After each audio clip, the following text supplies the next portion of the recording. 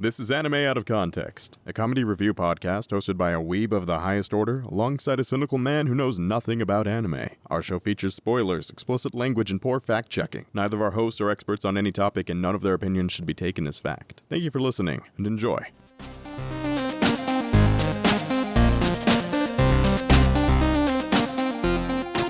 Hello and welcome to Anime Out of Context, the show where I attempt to explain the sometimes weird, sometimes wonderful, but always hilarious world of anime. And I would much rather be reading a book right now. I'm Sean Rollins. I'm Remington Chase. And books aside, Remington, I've got a bit of history for you today. Oh, okay. Let's jump right into it. History of what exactly? Well, history of Japan, actually. Oh, okay. Well, let's hear. Let's go to school. Let's go to class. Tell me all about the history of Japan, Sean. Well, Japan starts out at the Big Bang. I mean, if you want me to tell you all the history of Japan, we're gonna have to start a whole other podcast, because that'll take a while. And I am by no means an expert in the subject, like the disclaimer says. But one thing I do know is that in a lot of anime, historical figures like to pop up every now and again. Yeah, that's true. Yeah. Out of curiosity, Rem, what do you know of the Warring States period of Japan? Well, there were states. There were factions of those states. They were warring at the time. If I had to guess, I would say that like this is the time period of like the one historical Japanese individual I'm familiar with, Oda Nobunaga. Yes, Nobunaga? Oda Nobunaga. No, but I was mostly there. So if I had to guess, because he's the only one I'm familiar with in historical Japan, and this question is being asked, I would assume like maybe that's what the era that made him so famous. Yes. So I'll put him in there as well at some point. Who knows? And then it was actually a war over. It was the first waifu war. Turns out. Everyone had disagreements about what was the best waifu. Many lives were lost. It's tragic. Absolutely tragic. I hate to discount your amazing rendition, but I believe the first waifu war was the Battle of Troy. Oh fuck, you're right, brother. You're right. But that's a different kind of waifu war. That waifu, well, no, I guess the real waifu war came with the whole Troy incident. Yeah. But it wasn't actually over Helen. It was over the goddesses. That's where the waifu war was happening, right? And like, oh, which one's the prettiest? So that's really the first waifu war. A lot of people would think, hell, no, it's not a waifu war if you're just fighting over one waifu. You're just fighting over her autonomy at that point. That's not a waifu war. Waifu war is the best waifu. So it was the goddesses in the Battle of Troy. So quick translation, Aphrodite's a bitch. Gotcha. But no. Athena's my waifu. But you're not too far off. I mean, warring states and whatnot. But known as the Sengoku period. Oh man, Kamehameha. Yeah, basically. It's basically a lot of different sections of civil war, social upheaval, and political intrigue from 1467 to 1615. Thank you, Wikipedia. That's very useful. Was I right about my boy Oda? Yes, actually. Oda is very important here because he was actually, essentially, he was a great leader in general, trying to become the shogun of Japan and whatnot. Was all about introducing new technologies from outside the outside world and whatnot, guns and the like. A bit of a contentious warlord type person. Very interesting once you really read into the history about it. Maybe if we ever start that history podcast, I'll actually do some real proper research on it. Yeah. But all right. So given the fact that this is talking about a very contentious time in Japanese history, filled with intrigue, infighting, a controversial warlord. If I know anime, then we're going to get like a cutesy, adorable, cute girls in more erotic poses than I'm comfortable with type anime about it. So what you're saying is you're expecting Oda Nobunaga to be a big-tittied waifu? Yes. Yes. Maybe a little bit like shy, but like total tsundere. Oda Nobunaga characterization is anything but tsundere. Like Oda Nobunaga is Genki through the extreme as far as I'm concerned.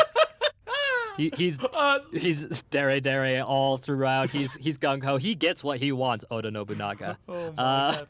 So yeah, that's my guess for like what direction this is going, because it's like, ooh, political intrigue and dramatic faction battling. That sounds interesting, but I don't expect that from anime. Well, you're not entirely wrong. I mean, there's actually quite a few anime that are like that. I'll tell you right now, as far as historical Japanese figures to be featured or referenced in anime, Nobunaga is probably like the first and foremost that you're gonna see. I could count on like 3 hands how many fucking Nobunaga anime there are. Oh my god. Yeah, so there's quite a few.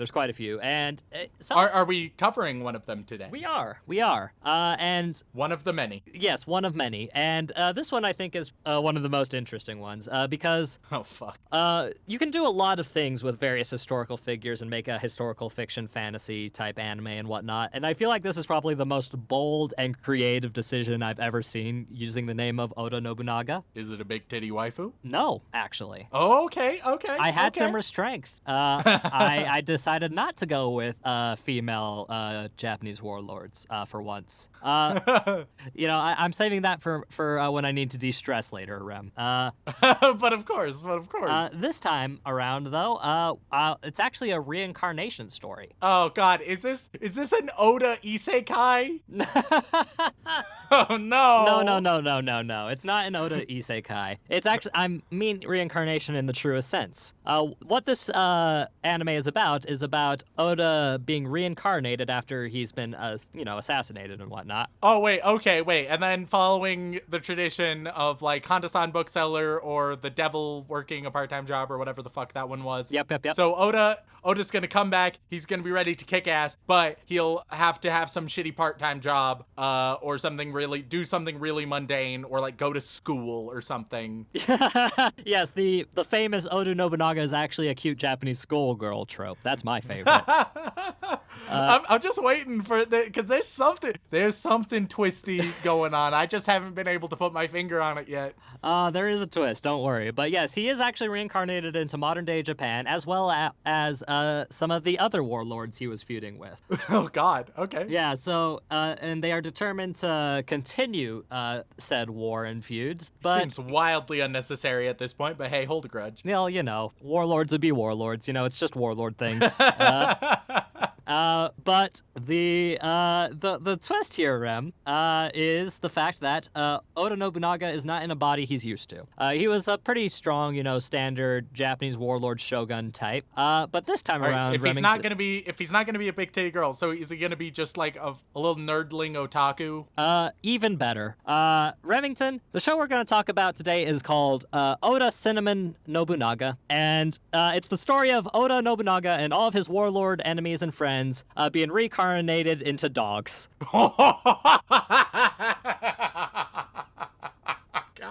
Oh, this is everything I've ever asked for. This is about goddamn Wait, I have a question. I have to so because they're warlords, I'm a little bit worried. There's cinnamon in the title, so I imagine it's super adorable, but I need to confirm. We're not getting Code Lyoko dogs, are we? No. We're getting cute dogs. So Oda Nobunaga has been reincarnated as a Shiba Inu, so what does that tell you? Oh my God, yes, I love it. A Shiba Inu with amazing eyebrows. Can they still talk? In a sense, yes, they can talk to each other. Okay, but it just sounds like barking to the humans, I assume. Yes, because the warring states that they're continuing is essentially over the dog part. Oh, I fucking love it so much. All right, question: where does cinnamon come in the title there? Cinnamon. That is what Oda is being called by his owners. Oh fuck yeah! Oh my God, I love it so much. This is good. I needed this after last week where I was I was more tilted than I ever have been, or at least close to that. I need some cute anime dogs in my life. Yep. And I figured it would be a, just a nice little, a treat. I'm going to give you a treat, Remington, because it's been a while since I've just blatantly given you a treat that you would have had no suspicions about. And honestly, this show is really, really cute. It's nothing like super fantastic, but it's dogs pretending to be warlords and trying to take over a dog park. So honestly, I don't think this is so much better than what I was initially hypothesizing. I'll go out and say it. Here's my hot take of the episode. Adorable dogs are better than big titty waifus or sexy schoolgirls. I'm throwing it out there. I mean, there are people who are going to argue with you, obviously, because I, for one, do enjoy my my big-titted waifus. But I will say, watching, the great warlord Nobunaga, who is in line to become the shogun of Japan, being an adorable little Shiba Inu trying to take over a dog park against, things like corgis, little French dogs. It's good. It's wonderful. Does it explain how/why they are reincarnated? Of course not. I mean, I have a question. Do we know that they are, in fact, the reincarnations, or is it just a handful of very delusional and very intelligent dogs? as far as we can tell, they are definitely reincarnated, and these are like the spirits of Oda Nobunaga and his compatriots, as it were, as a dog. I'll take it. Mm-hmm. And smother me with these adorable anime dogs. Mm-hmm. Good God, that's how I want to die. Yep. And I'll even give you a treat. You can watch 5 whole episodes if you like. You know what? Normally that would be a punishment, but I'm taking it. Adorable dogs. Fuck yeah. Yeah. No, it's a treat. It's a treat, Remington. And let it never be you said keep that emphasizing treat. You keep emphasizing treat, and I'm worried there's some like Pavlovian bullshit going on right here. That like oh yeah, here's your treat because you're the dog now, Remington, and you're trying to. This is weeby obedience training or some shit. I'm trying to trick you into anytime you hear the word treat, you're gonna be like, oh, this is gonna be good. I can't wait. The last treat I had was fantastic, and then hit you with I'll some be filled with this sense of like moe joy. Mm-hmm. And then just hit you with a whole lot of horrible smutty stuff out of nowhere. Oof. Mm-hmm. But yeah, no, it's the trials and tribulations of being reincarnated into a Shiba Inu. So I can't wait to hear what you think of it, Remington, because while it's not gonna be the most groundbreaking anime on the face of the planet, it is adorable, it is a treat, and hopefully, we will have a grand old adventure with it, because honestly, Rem, there's not much else to explain about it. Another little short first half for you. Do you have any questions you'd like to answer before we get into it? Only now that I'm just thinking about our great pals, Anime Dog of the Day on Twitter, who, I say great pals, they don't know we exist, but god damn it do I know they exist. The single best anime content they've liked one or two of our provider. tweets, but they were also being tagged in said tweets, so, that's just kind of the process. I just want Anime Dog of the Day to notice me, senpai, notice me.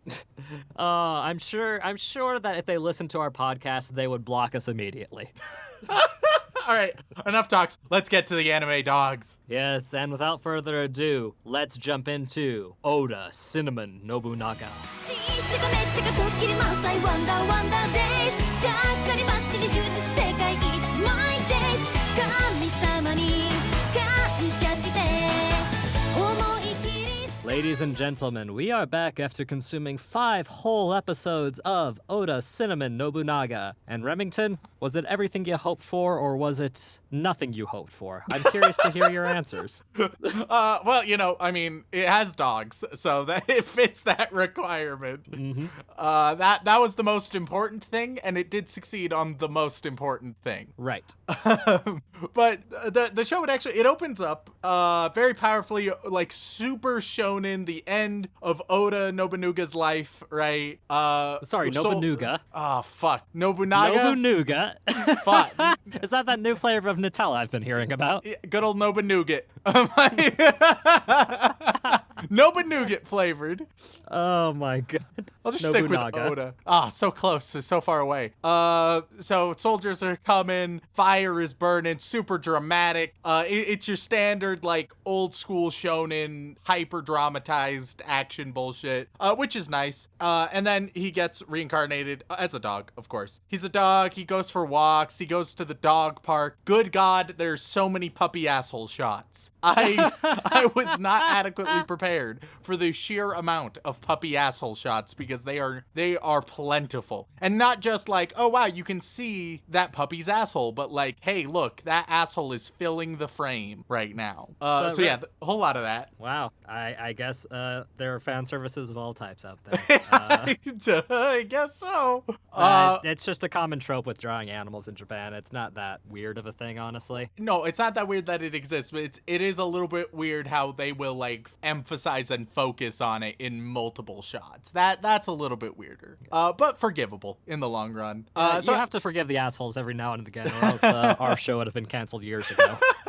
So he gets to the dog park, meets the other warlords as various dogs. There's like And a what are their Pomeranian. names? What are their names, Remington? All right, well, the Pomeranian, his name is Lucky. And then we have the French bulldog named Boo. You have Julian, who he's the long dog, the long nightmare dog.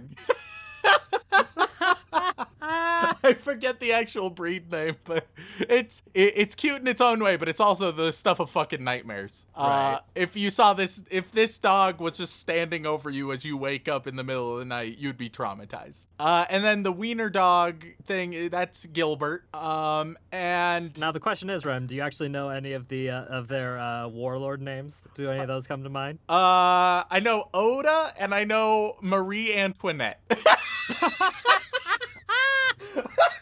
My favorite Japanese warlord, Marie Antoinette. She is canonically, she's Gilbert's wife. All right, it's not my fault. She is actually in the show. Yeah, but I feel like any of the great battles would have been lost if we didn't have Marie Antoinette there, just to be certain. Of course. So they all intro themselves. We get some nice comedy coming from Cinnamon, which is Oda, going for a walk, wanting a fancy shampoo hat because he thinks it's Western and fancy, but it's just a shampoo hat for baths, and he has a bath and he hates it. Yeah, common time travel dissonance, yeah? Yeah. They discuss death and how they died, and how specifically Cinnamon died. There's also quite a bit of nonchalant yaoi baiting going on. Lots of casual yaoi baiting in this show, which you wouldn't expect because they're all dogs. But there's plentiful yaoi baiting. Like, I mean, the first couple times you're like, wait a minute, is that what they're doing? But it becomes very clear, yes, that is exactly what they want these warlords to fuck each other. Well, it's a combination of that and a combination of some weird history interactions as well. Think early Romans, Rem. Hardcore yaoi baiting going on. And fittingly, we put at the end of the first episode, we meet the potential reincarnation of what is essentially Oda's gay lover student boy. I don't know a better way of putting that. I mean, you could have called him by his name. That would have been nice. I'm sure people would have liked that. It's Mitsu. I have it written down somewhere. Mitsuhide. Mitsuhide. Yeah, Mitsuhide. Good old Mitzi. So it's like, Mitzi, oh shit, Jesus is Christ. that Mitzi? And so that's the first episode. And you know what? First episode, there was some decent comedy, some fun was had, real cute moments, some solid setups and tone and timing for the comedy, which was nice. It was a little bit heavy on the history, and I wanted slightly less history, slightly more dog, but I always want slightly more dog. So yeah, like that's a Remington problem. I mean, I gave you the premise of this where it was literally, hey, what if we got all these, Yeah. old men warlords and forced them to be dogs? Yeah. But overall, first episode, real solid, really enjoyed it. But now, Sean, I have terrible news. Oh, So, like, this show, I love history. I love dogs. right.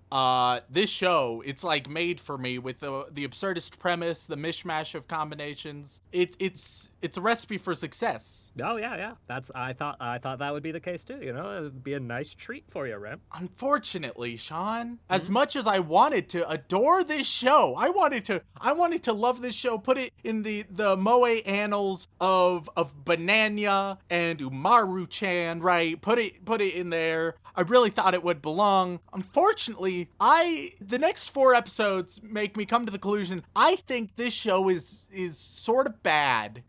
And that hurts me. Because I wanted to love it. Wow, Rem, I didn't know you hated dogs that much. Listen here, you bitch. I adore dogs. I adore anime dogs. Good God, I love them. They're all good boys. Yes, they are. Yes, they are. But this show, well, you know, let's delve into it. Right? Let's delve into it. One of our more minor problems comes at the start of episode 2, and that's we properly get introduced to Mitsuhide, right? Mm-hmm. And it's like, all right, is he a reincarnation of a warlord or not? Also, he has a weird chipmunk that's very nefarious, and something's definitely up with that. But Mitsuhide, his whole character can be summed up in one line of dialogue of his: I love Shiba Inus and milk. And indeed, I would say 100% of his character is that he adores Shiba Inus and he loves milk. That's it. That's all he loves in this goddamn world. Also, but that's fine. That's not my gripe. My gripe comes in the form of I think that Mitsuhide is actually 2 8-year-olds in a trench coat. And what? No, Rem. He's a college student. He's a college student who's going to be a veterinarian who thinks it's a great idea to just give dogs milk. So, first of all, it's some of the worst voice acting I've ever seen in my life. Because it's not just like, oh, he has a bit of a higher pitched voice. He sounds like he's 8 years old. And he behaves like he's 8 years old. Everything about him indicates that he is 8 years old in a college student's body, and nothing has disproved this theory to me. I mean, but he's not 8, clearly. I don't know if I believe that. It doesn't help that also he's just annoying. Every time he sees Cinnamon, he just, like, molests the dog because he loves Shibas, and he's just obsessed about him, right? And he's like, oh my god, I love you! So and are you saying happens... it's not appropriate to go up to somebody else's dog, pick them up, and, like, play with them, and try to force-feed them treats? Yeah, definitely not. No, maybe pet them, but even then you should ask. But he just tramples this dog every single time he sees him. He's so obnoxious and annoying, and I hate it. So he's one of the problems of this show, but not the biggest problem of the show. We've yet to reach that. He has a nefarious chipmunk, which, spoiler that we learn, I think, in literally the next episode. The chipmunk actually is the reincarnation of the gay lover student boy. So not Mitsuhide himself. In episode 2... Also famously the person responsible for Oda Nobunaga's death, but you know. Yeah. Which is why you can never trust your gay lovers, which is why I'm very hesitant around Sean. And so... I don't know if we can keep that. Yeah, that's awful. It's fine. But they like Mitsuhide walks Cinnamon's owner home. They chat. He's like, we should hang out, but he's really just talking to the Shiba because he's only gives a shit about Shiba. Sean, have you ever accidentally seduced a girl because you're really into her dog? Because that's what happens right here. I mean, you're asking me about seducing women, and you've come to the right place. Because I have a sordid list of affairs and stories I could regale you with. All of my seductions, Remington, have in fact been accidental. None that were dog specific, though, I have to say. That's fair. And there's also some weird stuff in this episode talking about Cinnamon's owner and her strawberry panties. And there's this weird bit with some naked man and erotic roses going on. By the way, also a friend needs help with a concert and stuff. And then the dogs discuss capes, gifts, and nicknames. And so if you're like, wait a minute, why that seems like a lot that you're just sort of tacking on at the end of this discussion of episode 2. Yeah, because every episode it's like a stream of consciousness. It's just if a dude just started talking to you and you aren't quite sure how what he's saying now relates to what he was just talking about, but you're waiting for him to make a point, and then he changes the topic again and you just repeat that process. That's how it is in every single episode. Normally, like with Slice of Life, you have one or two overarching notions and you explore those in a nice slice of life manner. This, no structure, fuck you. It's just stream of consciousness the whole way through. Which, not great, but still not specifically the worst flaw of this show. As we get into episode 3, they decide they need to go shopping, so they go shopping. The owner, Cinnamon, and her best friend, they meet Gilbert, who is married to Marie Antoinette, and Gilbert needs to be neutered. He has balls. Spay and neuter your pets, fam. Even if they have, old Japanese warlords in them. Yeah, like, especially Maybe even then. especially then. Yeah. We get a cute outfit for Cinnamon, which is cute. It's a bear eating his face. Real nice, real cute. Love the cute moments. There's some discussion about, like, buying a bikini, maybe going on a diet. There's a barbecue. Discussions about fire and scribes. They play soccer for a moment. Mitsuhide comes back and molests Cinnamon a little bit. And that's mostly this episode, yeah. I have a quick question also. So the owner, the main girl of this show who owns Cinnamon, she owns a 2-story house. So far, we have never seen her even imply that she has a job. She just stays home or walks Cinnamon all day. But she is the sole occupant of a 2-story house. Oh, no, I mean, she has a family. Does she? Yeah, I mean, Rem, she's only in high school. Don't be What the ridiculous. fuck? Where's her family? I mean, they're around, but they don't matter to the dog plot. They've never had any family in the Well- whole house, or even Well, like. Rem, you gotta cut out the fluff, you know? What You can't the have too many characters, clogging up your plot. I mean, we already have so many Japanese warlords and all kinds of history that we need to get into. You can't have just the owner's parents be around. That'd be way too many characters. Sure, okay, why not? So episode 4, it starts out with rain, which is always a great sign. For those who don't know, I fucking love rain. Now I get rain and dogs? Fuck yes, that's what I want in every goddamn show out there. I don't know if I've ranted on this podcast about how much I love the rain. Maybe I did in the Weathering With You episode. That's the most likely episode. But good God, I fucking love rain. Provided that Dylan kept it in and didn't think your inane ramblings were worthwhile. Oh, jeez, I fucking love rain. So starting off real solid with this episode. Then we have Cinnamon. He's like eating food and he farts and it's really smelly. There's lots of smell-based humor going on. Smelly farts, smelly feet is super popular in this show. Which, not if I was Mitsuhide, in other words, if I was 8, then maybe I would find it hilarious. Unfortunately, that kind of comedy isn't the best for me. I'm more like when it has a super intense moment and then you show a stupid Pomeranian face right after some shonen bullshit. Like that those get me. The fart and smelly feet based humor, less so. We see, like, out for a walk, the Pomeranian, Lucky, is talking about how nice it is to be small and adorable because he can look up women's dresses and skirts. I mean, he is an old man with So he does panty horoscopes. He sees their panties and he deduces their entire personality from them. This Pomeranians is how I imagine a lot of pickup artists and MGTOWs are in real life. I don't know if we keep that in. If we did, I stand by it. oh my god. Just like, yes, I understand the total psychology of what this means for you, yes, and you have no fucking clue. But that's a little bit Jesus weird. Christ. It gets weirder and a bit worse. Not as bad as it could be, especially in the anime world, but still not great. Because, like, he looks up one girl's underwear and dress, and he's so surprised because he sees a sword sheathed in her panties, right? And there's a whole lot. There's they make a big moment out of it. Not the worst, but not great. Oh, it's not exactly the most couth thing, is it? Yeah, not ideal. I mean, hey, it let her be an attractive woman, which is nice. Silver lining, I guess.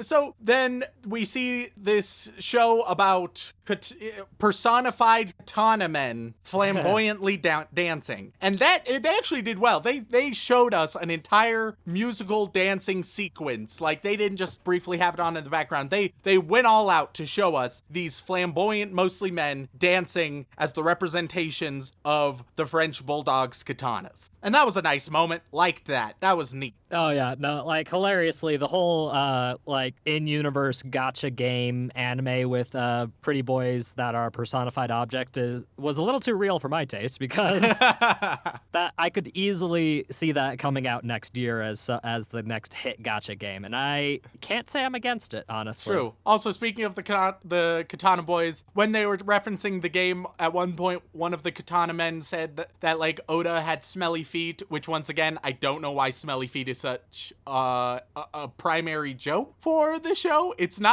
possibly the least funny joke that the show consistently does. I honestly don't know either. If I had to guess, I'd say maybe there's some kind of historical reference hidden in there. But that's the best benefit of the doubt I can give it. Yeah, it feels a bit like a stretch. Yeah, because they seem very insistent on it, and I can't possibly imagine there's any other reason for it. So then we are back at the dog park having yet another discussion. This time it's about a new dog who was like sort of a warlord after the main warlords just a couple generations later. He has come back also as a dog. He is back as a corgi, and I love the corgi. Unfortunately, I hate the laugh that this corgi does. Dylan, if you could add the laughter just until I'm done with this rant, you should be able to find it. The corgi, every time he speaks or does anything, he has the exact same laugh, and the laugh doesn't fucking end. Every interaction, it's like a verbal tick that he does nonstop, and it's so grating, and I want to love him because goddamn, he has a fluffy little tush, and he's a cute little corgi, and God, I love corgis, but oh my God, he's so fucking irritating, and I want him to die. Wow, you just heard it here first. Rem wants a corgi to die. That's impressive. Or at least the laugh. At least the laugh. If it could go voiceless, if we could remove the corgi's vocal cords. Jesus That's Christ, fine. Rem. He's a warlord. He can handle it. God damn it. That might be the most fucked up thing you've said today. Yeah, probably. So corgi really don't like it, but the corgi, yet again, is not the worst thing of this show. Episode 4, it ends with Mitsuhide showing up and talking about how Sarah ironed his shirt, and the main girl is like, oh God, what if Sarah is his girlfriend? Oh man, that would really suck because I'm into this 8-year-old in a trench coat. So that's how the episode ends. Finally, we get to episode 5. Episode 5, in which through this episode, I will list even through all my complaints, I'd be able to weather through those. But this last complaint, it's the big one, and it's why I think this show is bad. So this show, it opens up at the dog park with all the dogs discussing stuff, right? Mm-hmm. And primarily, they discuss reincarnation a little bit, but then they get on the topic of Hiroagon. Hiroagon, if I'm pronouncing that in any way close. Probably not, but let's go with it. Yeah, it's just food that ninjas used. It's portable and nutritious, right? Cool. All right. A solid third of this episode is based on just talking about how it doesn't taste good. Don't be ridiculous, Remington. It's only 6 minutes of that episode. Oh, I'm sorry, 4th, my bad. With this isn't the worst thing, but it gives an example of the worst thing. So, Sean, when we were starting this podcast, right? Yes. We were brainstorming quite a bit because we wanted to create something that was decently good, right? We wanted some quality in the product, right? It can be argued whether or not we've actually reached that, but we were trying, right? We've at least... Oh, shit. Ow. But we were... You good? Yeah. All right. Just dropped my shit on my foot. Oh, no. But we were trying, right? I mean, yeah, we tried, and I feel like we succeeded in creating the illusion of something at least half decent. We have the illusion of quality in comedy, which is good enough. And when discussing it, we wanted one principle to really be emphasized because a lot of people start podcasts, right? A lot of people do. And you know what? If you want to, go for it. But a lot of people have one specific sort of like genre, even though it can fit into many different things, of podcast that is often universally derided as like the worst kind of podcast to grow an audience, right? Would you like to hazard a guess onto what specifically I'm talking about? I don't know. Maybe it's just those podcasts where it's just two dudes chatting away without any form of real structure, or maybe it's even just like a group of dudes just chatting, just shooting the shit, discussing whatever they feel like chatting about, right, Sean?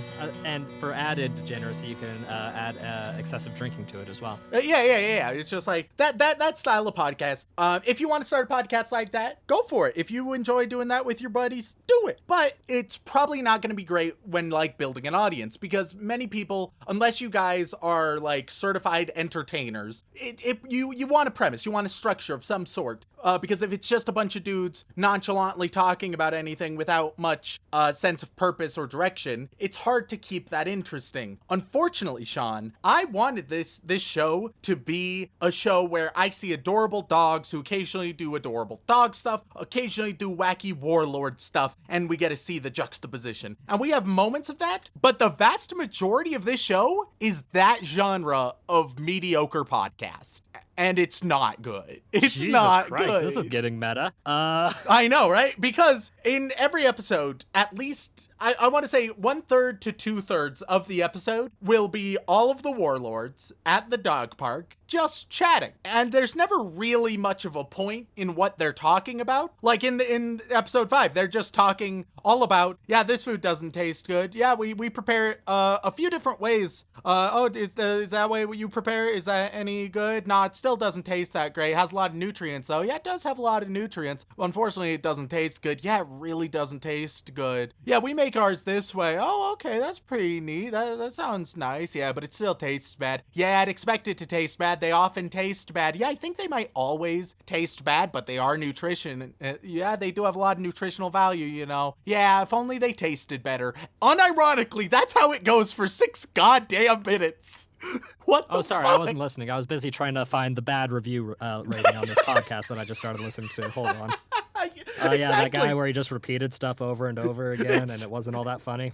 It's so bad. It's so bad. And every episode has so much of that. And they're just casually talking. So you don't get cool, wacky warlord stuff. You don't get adorable dog stuff. You just get a bad podcast. And that's not what I wanted from this show, Sean.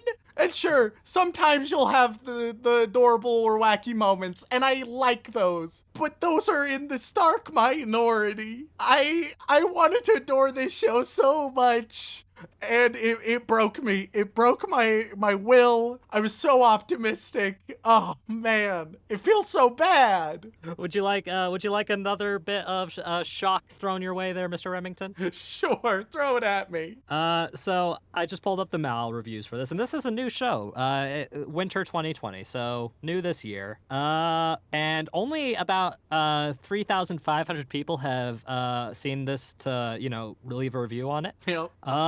And the rating is quite interesting, I will say. The rating is a solid 6.57. Oh my god, the people agree. Oh my god. Well, oh my 3,000 people agree. In comparison to Mal's usually like several 100,000 people that are voting on things. But yeah. First of all, I want to address the fact that this is the second week in a row you've thrown a very low rated, according to Mal, anime at me. Don't get me wrong, I prefer this over last week, but both have had me generally confused and frustrated, which is the MO of the entire fucking podcast, frankly. But oh man, I thought this was the show for me, Sean. I really did. Yeah, well, here's another thing that might throw you off a little bit. The demographic for this one is also a seinen.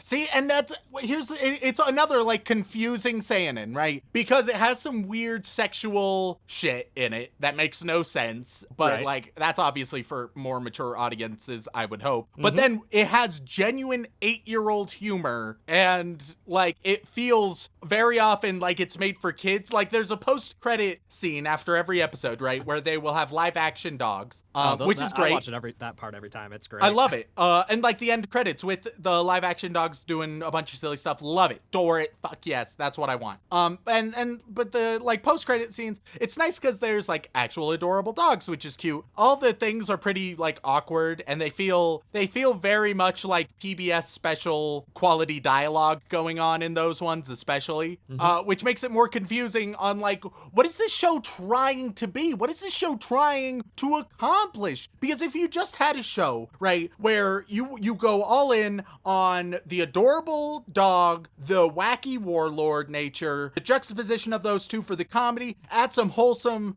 relations with like the owner and Cinnamon, right, make that just a real wholesome dynamic. There you go. There's your slice of life show. Maybe when they're at the dog park, they're trying to gain territory, but they occasionally unify against like a squirrel or some shit, because in the end, that's the overarching goal, but it's not that major of a goal, and they're all dogs anyway, so they get easily distracted. Blah, blah, blah, right? Like, that could have been fun. This wasn't. But Rem, I tried to do something nice for you. I tried to show you something that I thought you would immediately be attracted to, you know? Premise was so clearly designed for you. It was so great on paper. It's unfortunate that the execution was so goddamn bad.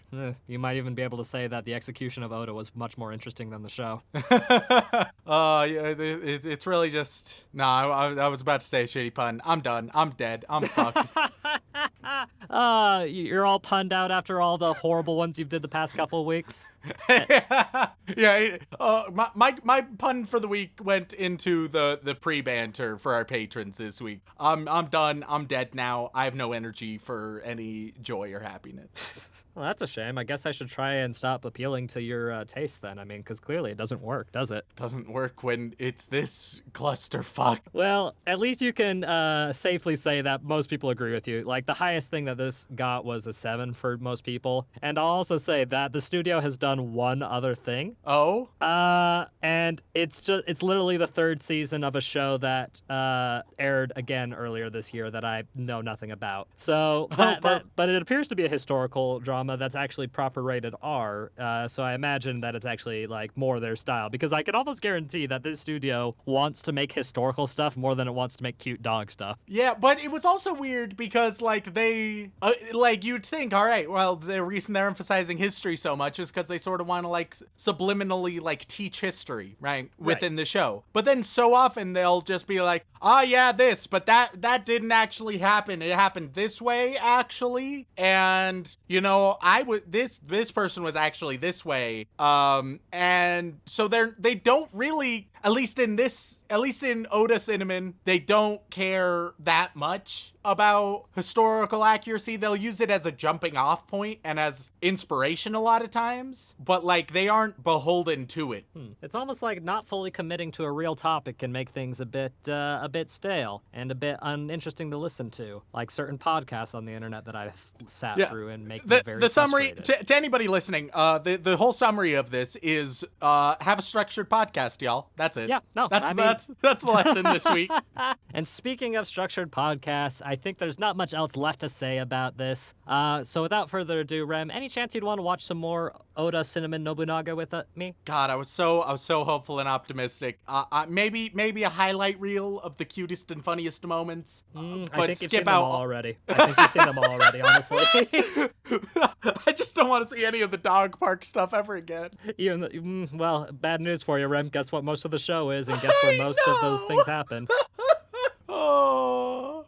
And with that, thank you all so much for tuning in. We really appreciate it. Before we get out of here, though, we do just have a little bit of house cleaning that we need to do. First and foremost, if you enjoyed our content, no matter how rambly it may be, at least we have some structure to it, then you can leave a review on whatever platform you listen on, whether that be Apple Podcasts, Podbean, Stitcher, Spotify, or word of mouth is a great way to do it as well. And if you'd like to support us even more directly, we also have a Patreon, where you can gain access to all kinds of lovely bonus content, as well as getting your name read aloud on the show. And Remington, who are some of the lovely people that we need to thank this week? Well, of course, I would like to send our regards to all of our bland bitch protagonists, as well as our magical girls who do support us a great deal. But above that, we get the yandere waifus, who, of course, just force us to smell their very smelly feet all the time. Haha, peak comedy. And on that list, we have Sarah Birch, Kazu Morocco, Yu Narakami, McAlex, Juliana, Salty Pretzel, Glenn Michael Dolan, Ross Palmer, Jacob Livingston, H. Wood, Zach, aka Gumo Gumo no Waifu. Go eat copious amounts of cheesecake, you cheery weeby slut. Farmer, it's been 2 weeks since we've had a Centaur's Life reference weeb. Oh, you haven't updated since, but it's only been one, mate. You gotta update your stuff. Alexander Nasiensenyo, you'll get Rerem Meow, Andrew Rowicki, Matthew B, Devin McCutcheon, Hito Kirix, Sage Schiffner, Reverse Kismo, Mecha Zap, Rare Kumiko, Peter Vlasity, Ready to be Isekai, Kenneth Reed, Ross McBean, Remington Merrill, Visual Bin, Hunter Davies, Alex from Australia, Apostle of the Church of Remington, Alston Limerick, I like AOT for the Etchy, and I like AOT for the Etchy. There we go. That is the list of all of our great yandere waifus. There's a bunch of you. We love every single one of you, but there is a tier above. We're going across the pond. We're walking across Mordor. We're getting into the boy wizard tier. On the boy wizard tier, shit, we've already done the perfect one. Fuck. I had an idea, but then as I'm saying this right now, I realized I've already done it. God damn it. Possibly multiple times if I... All right, one sec. Pivot. You're gonna pivot. We have we were just talking about structure, Remington. All right. I've successfully. I was going to do pets because we just did a pet themed anime. I've definitely done pets before. So instead, all of our boy wizards. I gave you some of the most useful spells last time. This time, I'm gonna give you some of the least useful spells. Of course, similar as ranked by Mashable. So we have a turnip. We have a Turnitarian. You're going to, you know what? Let's give you Brachiomamendo. Intended to heal broken bones, but instead it just gets rid of your bones, which is neat. So you're a good boneless boy. I don't think it was intended to heal bones, or if it was, I feel like the wizard was just bad. I believe that's what happened. It was Lockhart who was Lockhарт's doing it. not good at anything, much like us. Oh God, we are the Lockhart of anime podcasts. Yeah. Delina Perez, we're gonna give you Sectum Sempra. Good old Sectum Sempra. This one invented by Sape, and you just cut a bitch with an invisible sword, which is neat. So spoilers, God. If you didn't know who created that spell, you had that spoiled for you. Then let's go to Miguel Delian. Miguel, you are going to get Crucio. Unforgivable Curse. They put this at the second to worst one. I feel like that might be a very useful spell, though. They put it at 80 out of 81, so second to the last. I mean, it's not a nice spell, but I don't see how that's useless. Who knows? I don't have their insight. I didn't write for Mashable, okay? But this is what is available for me. If you did, it might be a better site.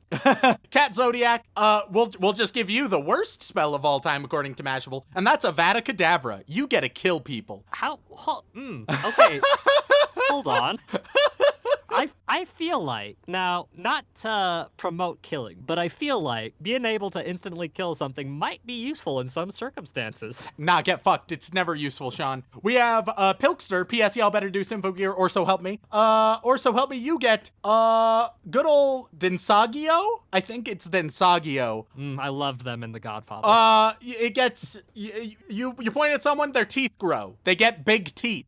That's the whole thing. I mean, if it's good good for guess as a scamming the jinx, Tooth but- Fairy. Yeah. Then we have hold up one minute. Man, the flow of this episode is going so well. Dude, it's so. And then, of course, we have Stephanie Delgado, and you get Locomotor Wibbly. So you get to turn someone's legs into jelly. Oh, they're so wibbly. The Jelly Legs Jinx. I am familiar. It's a great name, if anything. I mean, yeah, and it reminds me of the first time I went on a date, now that I think about it. Then we move on from Hogwarts, and we move straight in to the even more magical place of the White House. Very mysterious, full of all sorts of mysteries and basilisks. And Chef horrible people, but that's another story. And the Chef and Amusco tier, representing Corey in the house. We start out with, yes, a husbando to represent everyone in my life lovely while they last until they leave me a husk who I was. Oh, fuck. Fuck, I wish I knew who that actually was because I think they're my It's your best. favorite. Oh, it's my. Oh, okay. Thanks, Cassidy. Great name. And you know what? Let's give everyone here a dog breed, fittingly, right? Okay. So you know what? For this one, you're full on. You're a fucking Chow, a big, fluffy, wrinkly monster, and I love it. Oh God, they're so huggable too I fucking love them so much. when they're properly trained. Otherwise, they can be mean. We have the almighty sinner, deep, spooky, furious, and for that you get a beagle, an adorable, an adorable little beagle to help boost your spirits. I'm picturing the horrible movie Cats versus Dogs. Is it that beagle? Oh my God, yes, it is that specific beagle. Then we have Zachary Shirley's favorite anime is Code Lyoko. You not only are you getting a golden retriever, you're also getting all of their puppies, and they all play every sport ever. So congratulations. You know what? There's no on that rule one. against it, so I don't see the problem. Touchy diplomat. You know, I think the most diplomatic of animals. If anybody can reel them in, it's you. It's the Chihuahua. They occasionally can be a bit high strung. Your diplomacy, it'll come in handy. We have the Silicone Inspector. And you know, someone as ghastly and well endowed as you. We have to go for let's go for a boxer. You get a boxer. Hopefully the dog breed. If I we can see it. accidentally send you like Rocky Balboa or some shit, let me know. Because there's been a mistake. And last but not least, we have a thick mullet. You know, we if it ain't broke, don't fix it. What dog has the best hair? Oh, that's a tough one. There's some good contenders. What's the mop dog, Sean? The mop dog. I'm just googling mop dog. Commodore. You get a Commodore, thick mullet. You get the mop dog. And then his namesake is Thick Mullets, and you give him the dog with dreads. it's so good. And then past Chef and Amusco, the final month of this tier ever existing. It pains me to even have to reach this stage. But I will reluctantly read it. We will do the job no one else does. The Waluigi tier. And to start, we have 2 out of 3 right now. we'll get the third. So we'll have you start, Sean. Whichever one you want. You tell me which one. I'll say their name first.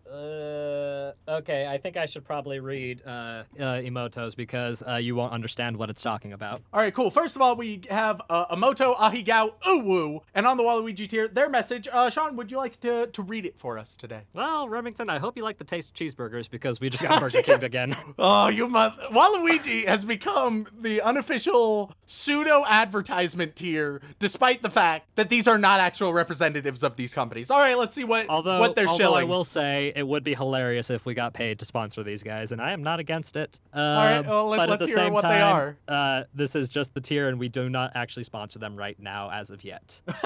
Get at us if you want to, though. This episode is sponsored by Nutaku. Log in to make your account today. See all your lovely waifus perform various pleasures, and don't worry, she will only admit she's your sister if you want her to. What the fuck? Come enjoy a wonderful time tonight. Just lock your door first. Excuse me? What the fuck was that? So Remington, This is a part of anime that I did not. I wasn't really quite ready to teach you about yet. You know what? You know what? Save it for a pre-banter. All right. Write down. It's not. Trust me, it's not enough for a pre-banter. Oh fuck. It's just some hentai bullshit. It is one of the. Is it like hentai pseudo cam girls things? No. Don't be ridiculous. It's more like Steam hentai. Oh fuck. It's where you can get all of your good eroge and lewd anime games. I hate it so much. So, Moving yeah, on. There you go. Moving on from by that the way, cum is abomination. spelled the way you would expect. Oh, of course, it has to be. Then we have Killer Queen Requiem. Killer Queen Requiem has the following message. Mwah. Attention, all Made in Abyss fans. The No. new movie... That was last week's.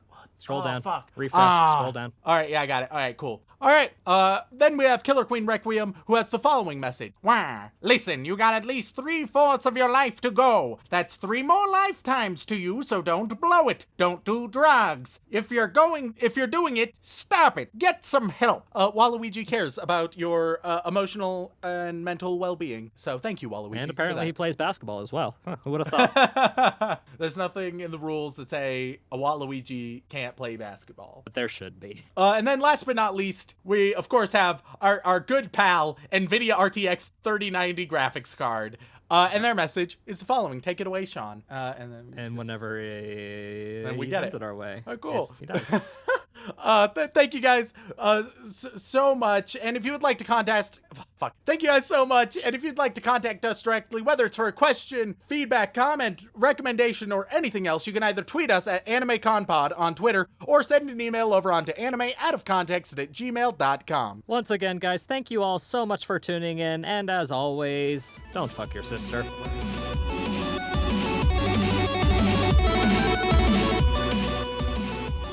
This just in, Rem is a fan of Ben Shapiro as pussy.